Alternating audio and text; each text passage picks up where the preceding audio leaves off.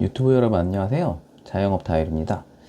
오늘의 주제는 홀 없는 배달 전문점 창업이 위험한 4가지 이유입니다. 배달 시장은 2020년 코로나를 기점으로 어마무시한 성장을 계속해왔습니다. 2020년 배달의 민족 전체 매출은 19년에 비해 무려 2배 이상 성장했고, 쿠팡이츠 합류 상권 배달 시작 등으로 전체적으로 배달 시장의 파이가 매우 커졌습니다. 하지만 2022년 4월 코로나 마스크 해제를 기점으로 배달은 현재 하향 추세로 돌아섰고, 흐름이 되돌려지기에는 힘든 상황입니다. 특히 홀 없이 배달만 운영하는 배달 전문 매장의 경우 현재 그 타격이 더욱 심해지고 있는데요. 지금 배달 전문점 창업이 일반 창업보다 위험한 4가지 이유에 대해 말씀드리겠습니다. 먼저 첫 번째, 배달 수요의 감소입니다.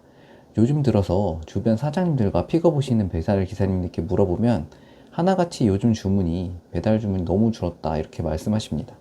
배달 매장 전체 순위를 봐도 순위권 안에 드는 배민 상위 가게도 배달 주문이 30% 이상 줄은 곳이 넘칩니다.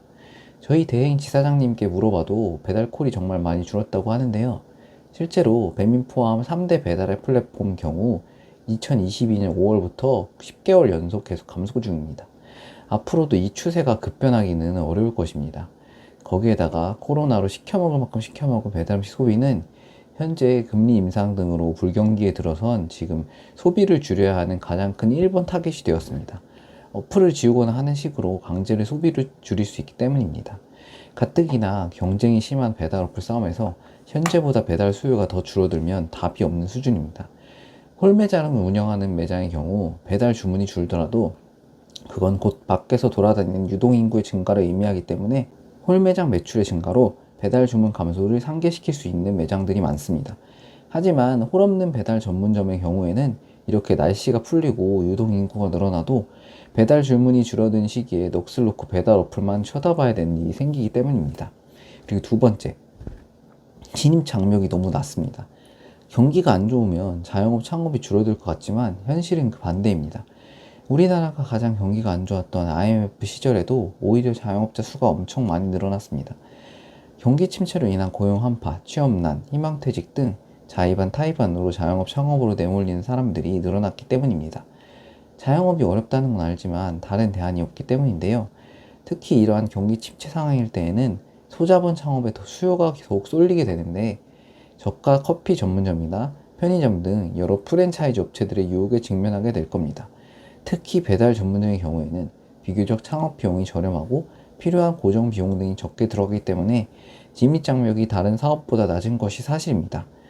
그러나 진입 장벽이 낮은 사업일 경우 그만큼 다른 경쟁자들의 출현이 쉽다는 것을 의미하기도 합니다. 지금은 다른 가게와의 차별 포인트가 없는 경우 배달 전문점 운영이 정말 쉽지 않습니다. 배달 전문점뿐만이 아닌 거의 모든 음식점이 배달을 병행하고 있기 때문에 그만큼 노력이 필요합니다. 그리고 세 번째, 너무 적은 마진율입니다. 배달 전문점의 경우 무조건 배달업체 플랫폼을 사용해야 하기 때문에 홀 매장이나 테이크아웃과는 달리 마진율에서 추가로 마이너스가 들어갑니다. 음식의 원재료값 뿐만이 아니라 배달 대행비, 플랫폼 광고비 등등이 추가로 들어가서 가뜩이나 요즘 고인플레이션으로 인해 재료비 원가가 증가하고 있는 요즘 더 힘들어지고 있습니다. 홀 매장의 경우 임대료가 높은 위치, 좋은 곳에 장사를 하는 경우가 많아서 장사가 잘 될 경우에 빠르게 마진율 개선이 가능하지만 배달 전문점의 경우에는 기본적으로 모두 월세가 낮은 곳에 들어가고 장사가 잘 되면 잘 될수록 플랫폼 수수료, 광고비, 대행비 등의 비용도 같이 따라서 올라가기 때문에 매출이 올라간다고 해서 마진율의 개선이 쉽지가 않습니다. 매출만 올라가고 실제로 남는 돈은 얼마 되지 않아 몸만 갈아 넣으면 영업이 될 가능성이 높다는 말입니다.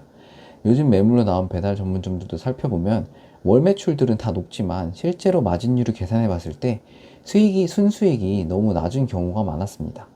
배달 전문점의 경우에는 매출을 우선으로 보실 게 아닌 모든 고정 변동 수수료를 제한 순이익으로 매장의 좋고 나쁨 여부를 판단해야 합니다.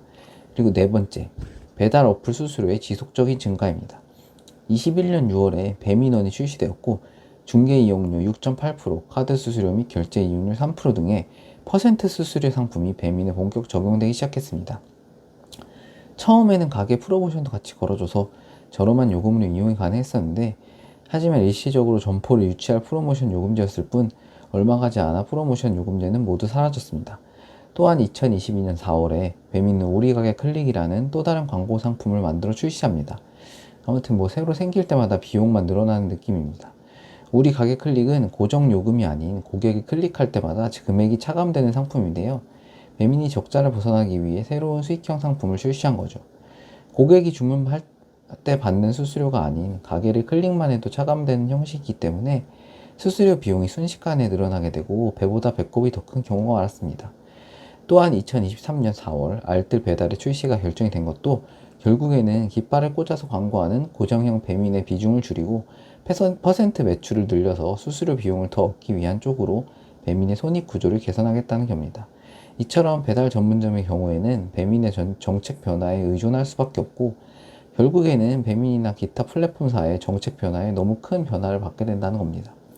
홀 매장을 같이 운영할 경우에는 홀 장사에 집중해서 가게 매출을 끌어올리면 되고 배달은 서브 느낌으로 같이 하면 되지만 홀 없는 배달 전문점의 경우에는 이게 아예 불가능합니다. 이처럼 배달 전문점의 경우 소자본으로 창업이 가능하다는 장점이 있지만 현재 주변 영업 상황이 녹록지가 않습니다.